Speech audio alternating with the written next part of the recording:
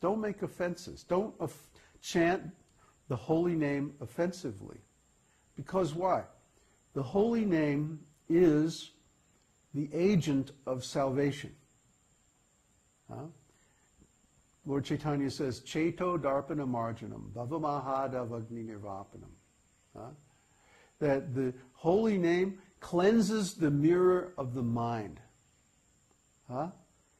It cleanses the heart of all the nasty things accumulated for so many lifetimes.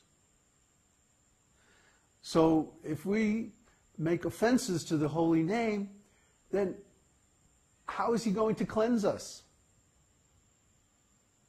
You see?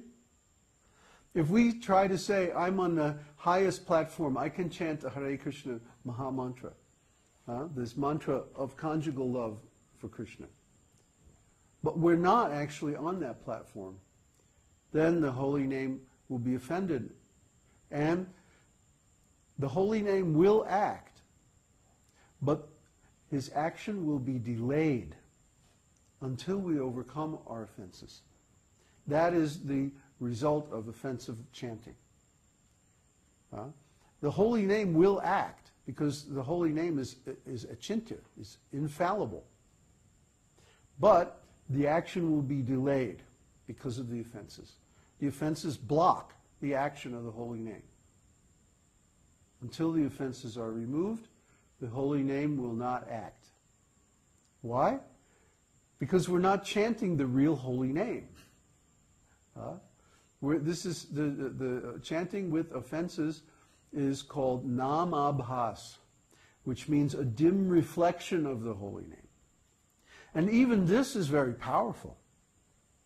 Even this namabhas chanting is very powerful. But if we chant with some desire other than pure love of Krishna, we may get our desire, but we won't get Krishna. Just like I know so many devotees who chant the holy name every day, and they have desires for material enjoyment. So they get their material enjoyment, but they don't get spiritual advancement because they're chanting offensively. So they've been chanting, some of them 30 years, 40 years, some of my godbrothers. And they still think that advancement in spiritual life is measured by your position in some organization. They think like that. Because they are chanting with some material desire, their hearts are still full of these misconceptions. They're measuring their spiritual life by their material body, by the condition of their material body. So as long as this is going on, the holy name won't actually manifest. Krishna is very shy, especially in this mood of Radha Krishna. He's very shy. He only manifests to those people whose hearts are clean. Now, if you want to chant the Dvadasakshara mantra, Om Namo Bhagavate Vasudevaya, that you can chant in any condition of life. Or if you want to chant or hear Sri Vishnu Sahasranam, 1,000 names of Vishnu, that is specifically designed for people who have material needs. I started chanting it, for example, when I had a heart attack. I had a heart condition. And I didn't want to go through all the, taking all the drugs and all this stuff to get healed. So I started chanting Vishnu Sahasranam. And I liked Vishnu Sahasranam so much, I wound up chanting it every day for 12 years. I had it totally memorized. I could chant the whole thing from memory by the time I was done. I used to even listen to it at night when I was sleeping. Just play it over and over again on the CD player and while I'm sleeping and everything like that. And so my mind was always filled with Harinam, the holy name. And as a result, I made a lot of money very easily as a technical writer and had everything I needed. Everything was there by the grace of the holy name. But I didn't get Krishna. I didn't get Krishna because I still had material desires. That came later. But at that time, when I was still had some material needs, the holy name supplied those needs. And that's how the holy name acts. So if you have material desires, if you have material needs and objectives, that's fine. Who can stop that? Huh? You have to become gradually purified. So take the process that is given for people on your level and do that process nicely, and you'll make advancement. If you try to take up some process on a higher level that you're not qualified for, you won't make any advancement. This is technically is called jumping over. If somebody tries to put themselves out as a higher qualification than they are really at, you're trying to jump over the process that qualifies you for that higher level. Maybe you have some desire for name, fame, praise, or whatever. So you artificially take a higher platform. But what's going to be the result of that? You're just going to fall down eventually because you're not really qualified for that higher platform. That's the way it works. Krishna values integrity and sincerity and honesty above nearly everything else. If we're simply honest and deal with Krishna with integrity, then he will give us all facility for whatever we want.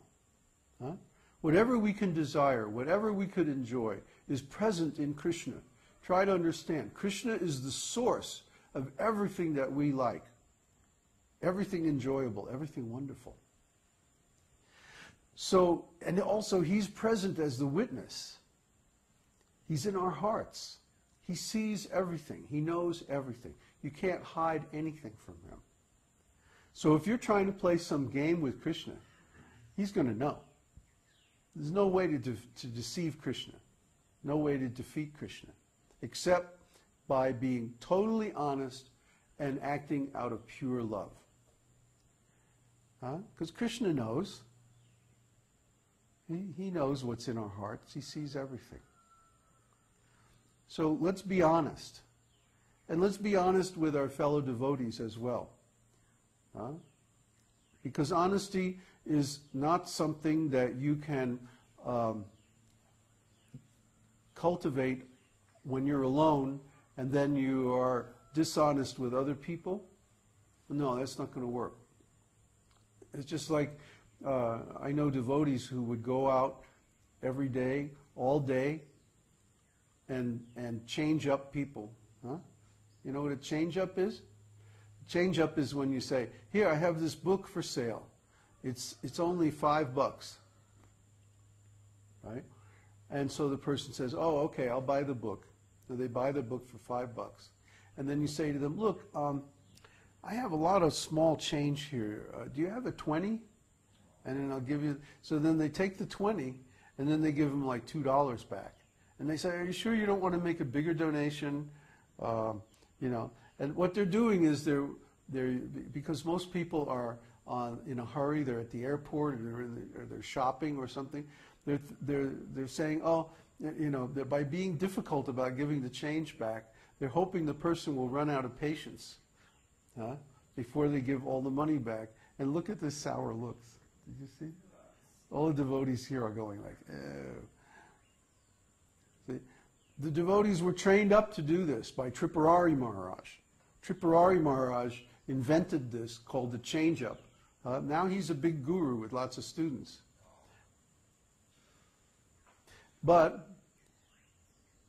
do you think somebody can go out and do this all day in the parking lot or in the airport and then come back to the temple and be perfectly honest? I don't. It's not possible to swindle people for a living all day and then come home and be, you know, a puck of honest brahmana. It's not possible. No. Similarly, it's not possible to be insincere in our dealings with people in our lives And then when I'm home alone with Krishna, to be perfectly sincere.